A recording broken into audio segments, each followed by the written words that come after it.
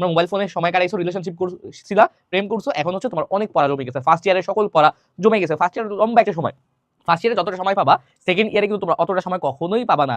এই পড়া জমেই তাই তোমার রাখা যাবে না। তোমার এখন থেকে কি করা লাগবে, সেকেন্ড ইয়ারের পড়া তো পড়া লাগবেই, তার পাশাপাশি হচ্ছে তোমার ফার্স্ট ইয়ারে যে পড়া আছে এটা হচ্ছে তোমার মেকআপ করা লাগবে। হ্যাঁ, মেকআপ করা লাগবে, কারণ তুমি যদি ফার্স্ট ইয়ারের পড়াটা মেকআপ না করো, তুমি সেকেন্ড ইয়ারের পড়াটা ভালোভাবে বুঝবা না।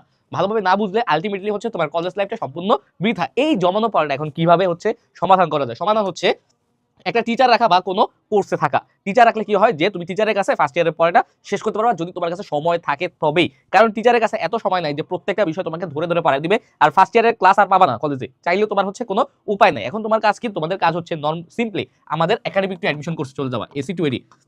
আমরা আমাদের একাডেমিক অ্যাডমিশনের কথা কেন বলি? কারণ হচ্ছে মানবিকের জন্য আমাদের কোর্সের ধারে পাশে বাংলাদেশে কেউ নাই, ধারে পাশে কেউ নেই। কারণ এখানে আমি বলতেছি, এখানে বাংলা, ইংলিশ, আইসিটি সহ মানবিকের সকল বিষয়ের উপরে 800+ ইন ডিটেইলস ক্লাস আছে। এখানে তোমার ফার্স্ট পেপারও কভার করা হবে, সেকেন্ড পেপারও কভার করা হবে, তার পাশাপাশি অ্যাডমিশন ক্লাসও আছেই।